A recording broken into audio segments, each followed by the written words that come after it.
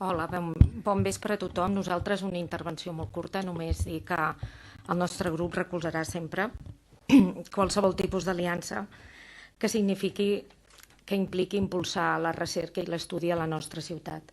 Aquesta setmana, i en aquest cas el Museu de la Tela és el museu més important i de més reconeixement que tenim actualment a la nostra ciutat, i fins i tot a la base de dades nord-americana PubMed, que és la base de dades més prestigiosa en biomedicina, que engloba no només temes de medicina, sinó engloba també temes de bioquímica i de biologia celular, una base de dades que té més de 39 milions de cites, de referències d'articles científics, més de 1.000 fan referència, són fets a la ciutat de Granollers.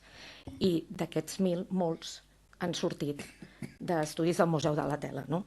Per tant, esperem que aquesta incorporació amb aquesta fundació ajudi a impulsar encara més la recerca i els treballs científics. Moltes gràcies. Granollers Primàries.